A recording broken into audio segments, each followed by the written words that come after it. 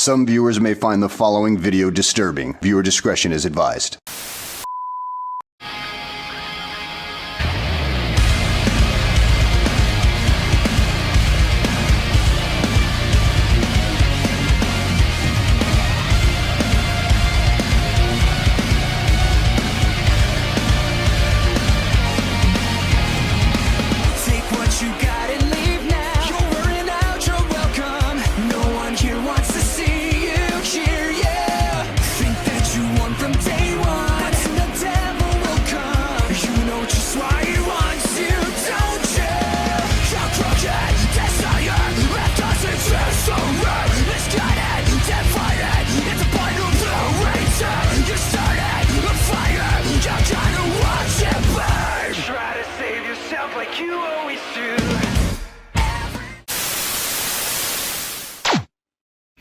The Snyderverse, hailed by many as doo-doo water, and some as peak cinema.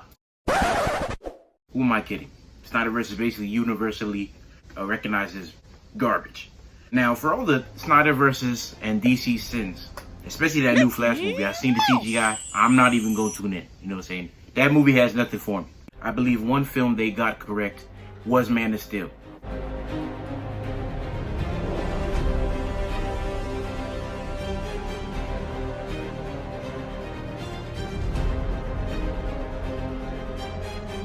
I know people usually give Man of Steel a lot of hate because of how that boy Jonathan Kent got bodied. He basically told Clark, "Don't save me, son," even though his ankle got turned inside out, started doing the Dougie, and he got bodied by that tornado after he saved the dog. But as far as I'm concerned, ever since Zack Snyder took over as like a major film director in the DC universe, Man of Steel is like the best movie that DC has probably ever released in terms of like the live action realm. And I'm saying this especially because if there's one thing Zack Snyder knows how to do, it's action sequences and scenes. Just look at the start of Man of Steel. You know what I'm saying? They open up. Krypton looked like a war zone lobby. It looked like that boy Jor-El, when he went outside, as soon as that boy Jor-El touched down, it looked like he dropped at Tilted Towers. You know, nothing but action. Krypton was looking like Afghanistan. So while we're on the topic of Man of Steel, I thought it'd be hilarious to break down one of my favorite live action fights ever, when Superman fights Faora and Namek. Or basically, in layman's terms, when Zod Steppers jumped Superman in his own hood, Smallville. Alright, so we start off with Zod pulling him to Earth in the most disrespectful way possible. So Lois, who for some reason is ginger in this movie, is in the fax machine room at the Daily Planet trying to print something out, and she's looking for toner cartridges and acting like she doesn't see that glitchy alert signal that's going haywire on the screen before it goes back to normal, or she doesn't hear the collective dismay or the people all gathering towards the newsroom in confusion and fear. So she asks her homegirl what's going on, and her homegirl say, "You haven't seen? It's all over the news. Tap into it." Like, "No, I haven't seen it. Can't you see I'm in this room fighting for my life, trying to get this printer to work? Why would I be asking you if I knew what's going on?" But anyway, she asks stupid questions. But anyways, all them boys go to the main office space and newsroom, and they look at the TV. It's basically just to see what the fuss is all about. Only to see what I assume would be a Hellcat Kryptonian society floating just within the Earth's orbit, being broadcasted on CNN worldwide. So we go to Clark's neck of the woods in Smallville, and he's drinking a beer just trying to watch the game. Clark is totally not thinking about the smoke that Zod has waiting for him. So while Clark is chilling, Martha is doing God knows what outside, and she's looking up at the sky in bewilderment as if Jesus descended from the heavens. So she called Clark to come outside and see what she's seeing. So Clark uses his Kryptonian eagle eyes to zoom in, and he sees the Kryptonian Hellcat. And I already know he was like, "Oh nah," because he already knows it was some trouble. But quick side note, this is by far one of my favorite villain introductions ever, because I almost forgot it was a DC movie and not a horror film. So then the lights cut out, and I was thinking, what's going on? Martha, you ain't paid a light bill? But like, no, that's Zod's Kryptonian hackers. Them Kryptonian hackers was putting in work, because they started hacking everybody in their mama's TV worldwide, along with all types of different technological devices like phones, laptops, iPads, iPod touches, you name it, them boys probably already hacked it. So everyone's getting interference, and then Zod comes on the screen in the most creepy way possible, talking about some "you are not alone" in several different languages. That boy was speaking Portuguese in Brazil. I'm pretty sure he was speaking Cantonese or Mandarin, Nepali, Japanese. He might have even been speaking French. So Zod starts going on his monologue, and the screen starts glitching, and it looks exactly like when you press the wrong button on the remote, and then it goes to that like gray, no signal, fuzzy screen that's glitching. Now, if I'm Clark, I'm thinking maybe he's not talking about me. But then that boy Zod dropped his government, and I knew it was GG's. But anyway, he basically publicly proclaims life exists on other planets. He's got smoke with a certain alien refugee that's been ducking the fate with him for years and has hidden himself on Earth, aka Clark. And that boy Clark got the codex, and he's not leaving until he turns himself in and gives the codex to him. He basically put a hit on Clark on worldwide television, gave him a 24-hour ultimatum, and said if anyone knows his whereabouts, they should contact him. In layman's terms, snitch. And they also told Clark if he keeps ducking the fade, he's booming to earth. Now, I love my boy Soups, but I'd be lying if I said I wouldn't be seeing like Anita Baker, Beyonce, and Fantasia if Zod and his steppers pressed me about the Codex or where Clark was. Especially if they put a Big Mac, a large fry, and a large Sprite in that interrogation room. I might turn it to 6ix9ine, I don't know. But anyways, to avoid wasting time, we gotta fast forward to where most of the action starts, which is when Zod and his steppers touch down in Smallville.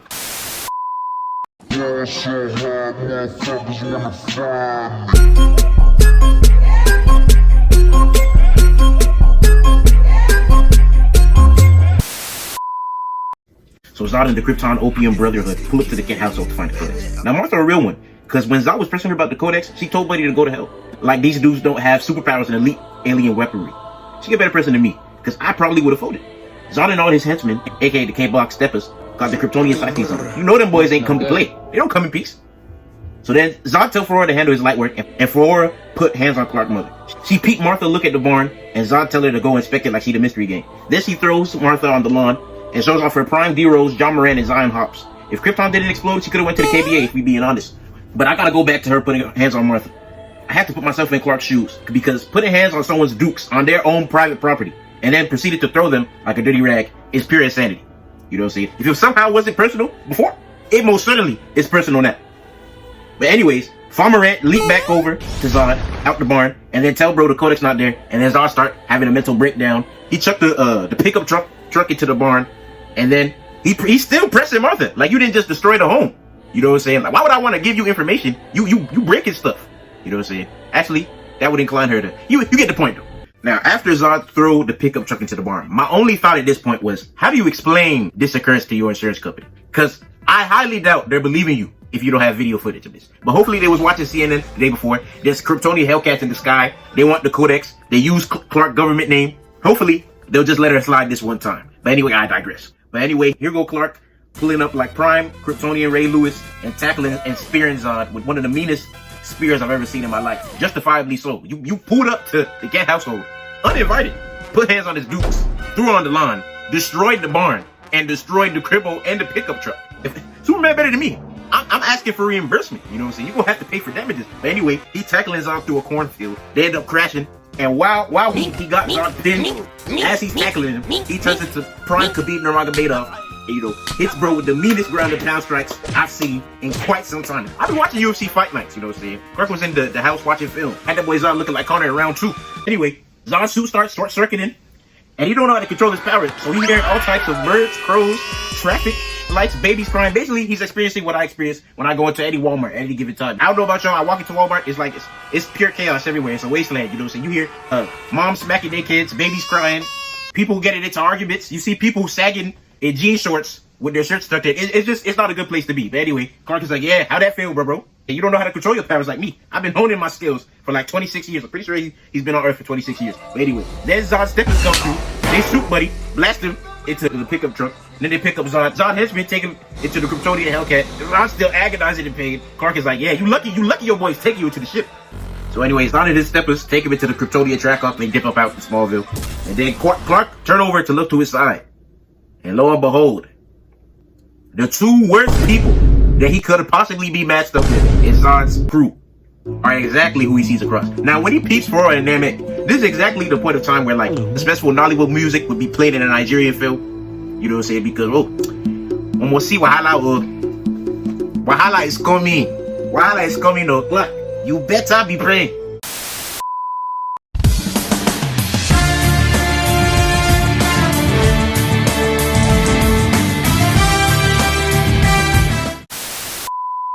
Alright, so basically, y'all, before we get into the action, I gotta be on Soluminati timing and scan all of their badges. First and foremost, we got Namek. He's somewhere between 9 or 10 feet tall, has Kryptonian beast DNA, and is probably about 345 pounds of pure Kryptonian muscle. He's a 97 overall with 99 rated stamina, strength, and durability, with a 98 in speed and a fight IQ of 94. His most notable badges are Relentless Slamming, Hall of Fame Ignorance, and Haymaker Specialist. And he has a brawler fighting style. His keys to victory are to land overhand right and to never give Clark the faithful one-on-one. In layman's terms, you know. Next, we have my Kryptonian WCW Faora. She's 5'7" and 150 pounds with a playmaking shot creative ability. She's a 98 overall with 98 rated speed and fight IQ, 99 stamina, a 94 in strength, and an 89 in durability with a Kryptonian Muay Thai specialist / counterpuncher fighting style. Her best badges are Hall of Fame Smack Talk, Hall of Fame Ultra Instinct, and Haymaker Specialist. Her keys to victory are to counter, get in Clark's head, and to never give Clark the faith of a one-on-one. Once again, jump him and name his terms. And finally, without further ado, we got the boy in blue, my boy Soups. He's 6'3", 235 pounds, with a pure slasher, inside-out chop creator, hybrid player build. He's a 94 overall with 98 rated speed and durability, a 97 in strength, a 96 in stamina, and an 87 fight IQ with a brawler fighting style. His best badges are Hall of Fame Ultra Instinct, Haymaker Specialist, and Limitless Dog. His keys to victory are to divide and conquer, make sure his takedown defense is on point, and to be in and out of the pocket to minimize the damage he can potentially take. So without further ado, grab your popcorn, your snacks, and let's get into the action. Round 1, fight! So anyway, while Hardy tells his troops to shoot anything that's Kryptonian and moves as they approach Smallville, Clark, realizes the caliber of smoke awaiting him as he takes a deep breath and starts to approach his ops as they inch closer and closer to one another. Clark's like, I hope y'all boys are prepared for this whooping, cause y'all hear that? Where the hell is that sound coming from? Don't run no trap, don't run no trap. Go ask my ops to get ugly. I could do like ice at the sunny. Think I'm liking that nigga a dummy. He think I'm a rapper, he think this shit funny. Okay.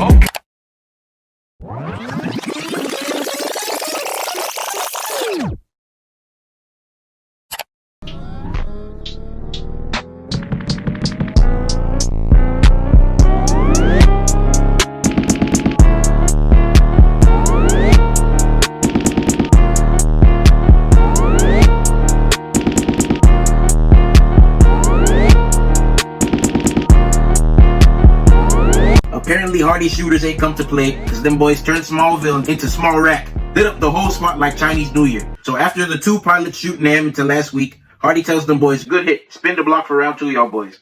Unfortunately for them, as they spin the block, they don't realize all those shots are for nothing. They didn't do any damage, and they just made Lanam James angry. After being lit up like the 4th of July, Nam is like, oh, so that's how y'all boys feeling? Oh, alright, bet. He gets up, shrugs his shoulders, and starts doing his pre-game stretching because he just knows he's about to start going off. Nam charges up his run-up and says speed, 5, 4, 4, and takes flight like a Zion, LeBron, and Jordan hybrid before ripping through the first pilot's jet like McDonald's Sprite through the human digestive system. Also, I could be tweaking, but I swear Nam turned that other pilot into a smoothie. Fa Morant sees Nam showing off his bunnies, so she had to get into the mix. She jumps, goes airborne, and is about to ensure that the second pilot wakes up at a Juice WRLD concert. But in comes my GOAT to save the day with that Ray Lewis tackle yet again. Clark tackles her into IHOP, and as he stands to get his bearings, this is when he sells for the first time because he gets distracted and recognizes one of his old classmates that looks like Rolly Jefferson. Now I'm all for reunions, but I'm not getting distracted when I'm fighting a Kryptonian Spartan that also happens to be a first-round draft pick. The split second Clark looks away, Faora sneaks him and hits him with a left hand to the body that sits him down. 10th round. Clark then tries to land that Mickey Mouse overhand left, but Faora turns it to Mayweather and makes Buddy hit Casper. She then proceeds to stop mid-whooping just to talk trash like a Nigerian mother. Clark gets frustrated and tries to land that telegraph Toontown right hand to the body, but Faora starts styling on him as she blocks the body shot with her elbow, dodges his left, parries his right hand, and parries his left hand before countering over the top with a vicious right hook that sits him down again. 10-7 round. She then starts talking trash mid-fade again, talking about evolutionary advantages like she's Charles Darwin, and why Clark's sense of morality is a weakness that they can exploit. Clark gets heated again, charges in, and tries to land that House of Mouse left hand, but she slips it, catches Buddy in midair, chokes him, and then lands that overhand left from hell that makes Clark taste the ground for the 3rd time in a row. 10-6. At this point, just stop the fight. This isn't a fight anymore. It's a massacre. And just when you thought things couldn't get any more disrespectful, she continues to talk crazy, picks him up, and throws him like an MLB fastball into an ATM. Then she has the audacity to touch down in that set ATM to finish off her quote directly after launching him into next week. I can't lie though, she was dropping bars. That, and if history has proven anything, it is that evolution always wins. Quote, it's too clean. But screw all that. The way she was violating Soups is unacceptable. She told Buddy he's weak and conflicted to make sure he gets frustrated and charged in recklessly. Sat him down and made him taste canvas 3 times in the span of 25 seconds. And then not only threw Buddy like a Hail Mary, but also basically told him there was no possible way he was winning this fight. During the fight. It's do or die time now for Clark, because if he doesn't do something soon, Faora might as well snatch that S off his chest. For a man with super in his name, there's been nothing super about this fraudulent display. And don't think I forgot about the way she put hands on his Duke's Martha. He still needs to slide for her. Like, there's no way Clark went to church before this just to go out this sad. After the disrespect Clark just experienced, I was getting frustrated, so I started screaming at Buddy like Michael Irwin on First Take. Nobody believes in you. What are you prepared to do about it? Don't let no one come into your house, take your meal, do what you need to do today. I'm not nervous, I'm just telling you. Apparently my little pep talk seemed to work, because Clark finally had enough of her Bible-less monologues.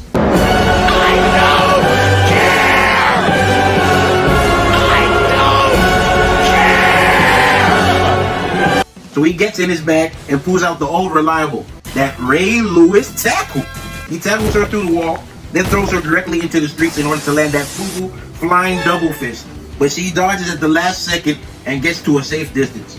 Now Clark sees her exposed out in the open and starts rubbing his hands together like Birdman, thinking it's gonna be nothing but free licks. But unfortunately he forgot they don't fight fair on Krypton and find Pull up to the fate alone. So Nam spawns in out of nowhere, catches Clark in midair by his legs, ragdolls and throws him face first into the concrete, picks him up like Bane and Rafiki, slams him down, and then puts him into one of the most vicious Bradshaw-esque clotheslines I've ever seen in my life.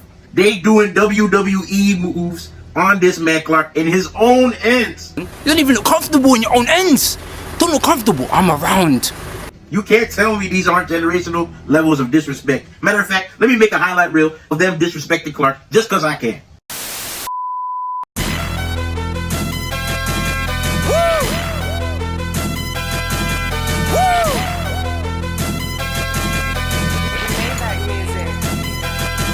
Look, I be riding through my old hood, but I'm in my new whip. Same old attitude, but I'm on that new shit. They say they gon' ride me, see me never do shit, cause they know that's the reason they gon' end up on the news clip. Audemars on my wrist. While the government sent in the troops and what appears to be their version of the Anbu to go boom the Kryptonian steppers, Clark included, Faora proceeds to flip Superman over like a pancake in the most disrespectful way possible by using her Mason Margiela X Rick Owen deluxe Kryptonian army boots to turn bro over flat on his back. She basically rolls the red carpet out for Nam gargantuan self to get some free licks in, and get some free licks he does. Nam uses his forearm to drag Superman against the gravel before raining down fury, fire, and brimstone from the heavens with a vicious Kryptonian right hand that hit Clark dead in the sternum. I know that boy was winded. Dude knocked the sonic reeds out of him. Faora turns into Kryptonian Usain Bolt and tries to sneak Clark and punt his head like a soccer ball, but Clark blocks the kick and then sends her falling down. But unfortunately Nam has a similar idea as he tries to stomp bro out with his Shaq-sized Kryptonian Timbs. But Clark uses his Kryptonian Mayweather defense to dodge. Clark then tries to fly away, but Nam once again grabs him like a disobedient child in public by the leg and slams him back down. Faora shamelessly tries to sneak in and get a lick of her own in, but Clark grabs her arm and throws her down yet again before dodging a left hand from God by Kryptonian Goliath. Clark finally showcases his takedown defense as he scrambles, uses Faora's body to bump Nam out the way, and attempts to fly away while holding Faora like dirty laundry to divide and conquer. But Nam ain't going for that, and he uses Clark's own signature Prime Ray Lewis Kryptonian tackle to secure the takedown. Dude copied this man whole flow, word for word, bar for bar. Nam tresses into full mount, and then tries to land some Yellow Sun steroid DK Donkey Kong double hammer fists, and holds... Hold on, y'all. We got a freeze frame. Look at this man Clark's face. You can tell in this split second, his whole life flashed in front of his eyes, and he had one of those Ravens of old visions that had a future of him getting jumped just like Mojito. Itadori and Nanami were going back and forth, moving like Kanye and Jay-Z on Otis. Dude looks like he's seeing Jesus. I'm not gonna lie, it's not that surprising, because if those hammer fists landed, he was about to meet him too. Anyway, we resume with Faora palming Clark's head like a basketball in order to hold Buddy still so Nam can land that right hook from Jehovah. But Clark finally has enough of Zod's henchmen jumping him, so he blocks and holds Nam's arm and starts mean mugging both of them like Tyler Hero in the bubble. And then he proceeds to start screaming like Bruce Lee and LeBron after he scores an and one, as he uses his heat vision to tell both of those bums to get their godforsaken, Phantom Zone damned war criminal hands off of him. So while all this is happening, Hardy and his hitters are moving in closer to engage the Kryptonians. Them boys hear the order over the radio and say, "What about that boy Soups?" And Hardy tells them, "I said shoot anything that's Kryptonian and moves. He don't get a pass." So Soups sees Farmer Ant peek the copter in the state of shock. So he turns around and sees nothing but bullets flying and gets quick scoped dead in his forehead. Had that boy looking up at God. Unfortunately, they still have yet to realize Kryptonians are bulletproof, they're doing no damage, and the shots are just making them boys annoyed. So Nam grabs a van and throws it like a Tom Brady Hail Mary. The first copter somehow is able to weave out the way, but before Hardy can tell his pilot to move out the way, the van hits them and they end up going down. Which just goes to show that Nam could not only go to the KBA, but he also could have went to the KFL. That boy has the arm and the aim to be an elite QB. While Hardy's copter spins out of control, one of his men falls out and is about to turn into a paint stain, but my boy Soups comes in clutch and catches him like Duke Dennis before gently landing in the end zone. Touchdown. That boy Clark got safer hands than Jesus. But Soup sells yet again because he got distracted mid-fade for a second time. Just before Soups and Buddy can start their touchdown celebrations, Hardy's troop peeps Nam running up on them, but before Clark can get them both out of harm's way, Nam sneaks him and lands that signature overhand right dead on his chin, spinning his jaw and body like a bowling ball. Faora watches in delight as Hardy's copter crashes in true hater fashion, before peeping all of his troops pressing up trying to secure the victory royale. While Hardy is fighting for his life to take his helmet off, Faora puts on her shiesty, gets into fighting stance, and looks at her ops like rotisserie chicken, because they're all cooked. Word to Darth Vader because she knew she was surrounded by nothing but fear and dead men. She shows off her vert before posting up and taking 100 plus rounds just to put fear in her prey and show them boys they out here just doing cardio. No points, no rebounds, and no assists. She turns left, one shots Buddy, one shots the dude in front of her, goes right, grabs Buddy by the neck, goes to her left, grabs his man's, throws his man in the fire before throwing the dude she was choking like a fastball into two of his comrades. They gives 4 of the other bums shooting at her a 4-for-4 combo, no Wendy's, of One Pieces, no Luffy, in the blink of an eye. And then grabs what I believe is a piece of the jet Nam destroyed earlier and throws it at the remaining troops, turning them all into smear stains. While Faora is upping the score on the troops, Soups is going blow for blow with that boy Nam. Soups flies in and gives Nam a right hand from hell and a left hand from Las Vegas. But Nam eats the 2-piece like BBQ chicken, grabs his hands like he's about to do the salsa, pulls him down into a John Jones flying knee, and spikes him down. But Clark is able to weave out before he tries to land those DK hammerfish yet again. Then we go back to Hardy and he's on the radio telling his jet pilot to blow the whole spot to Kingdom Come. Meanwhile, Faora is posted up with the shiesty on, taking her fighting stance because she knows the edits are coming, and looking at Hardy like the last turkey leg on Thanksgiving. The pilot wishes Hardy luck, and boy is he gonna need some. Dude pulls out that small yappa while Faora shows off her vertical again, just to flex on him, and starts spraying. This was hilarious because when he seen he was doing no damage from close range, he looked surprised as if he didn't witness those jets getting torn apart like paper mache. Like if the jets didn't even give them a flesh wound, what did he think that toothpick of a full auto was gonna do? So he seen the Yappa Mini did nothing after she lands, and this is how you know this man was straight up desperate, because he takes out the Mousket 2 and starts shooting until he empties the mag from point blank range, as if those Toontown bullets are gonna do anything. Dude was throwing up prayers. Then Faora decides to take off the shiesty and smirk at Buddy, which was one of the most disrespectful things I've ever seen in my life. She let Buddy get some free shots off, realized he wasn't cooking, and then decided to take off her shiesty, since she doesn't view him as a threat. She basically was saying this sweet out here on Earth and treated dude like a toddler. I mean, at least he don't have stormtrooper aim. But if the ops pull up on me and start smirking at me mid-fade like a baby, I'd never show my face again. But screw all that because this is the part that really matters. So we switch back to Clark cooking, and he flies into range, pushes Nam to get separation. And actually, I'm gonna let my boy Yeet take it from here. Here's a bill. Every day I know it's rich as hell. I just put it, and I feel like damn. We not bussery, we not getting the hat, no semi-am.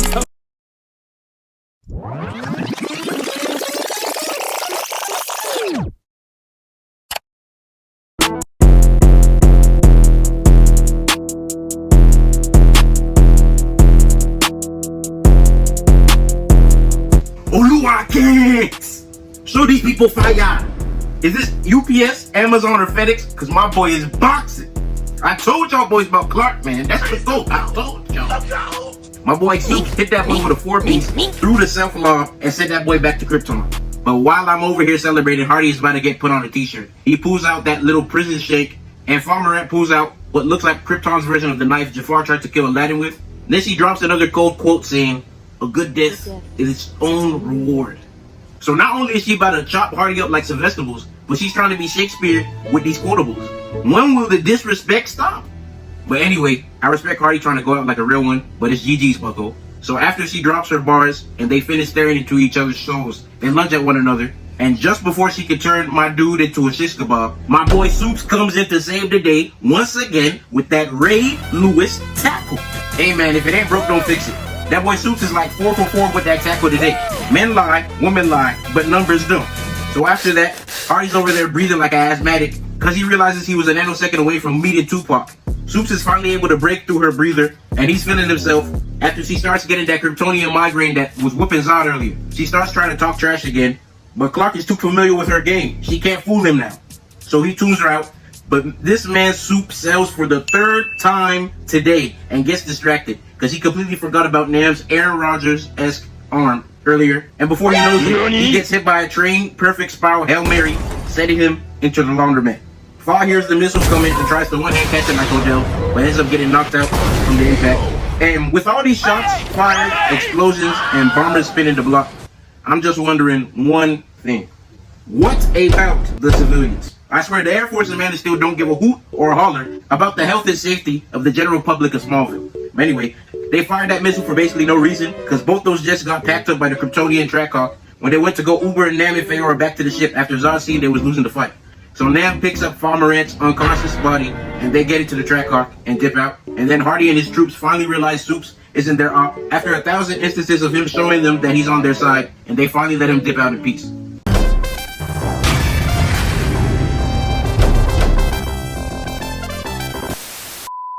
You already know I had to pay homage to the golden godfather of these type of reaction and exposed style videos, my boy Werlin. I already know someone in the comments is probably saying, nah, the glazing is crazy. Man, I don't care. He's the GOAT.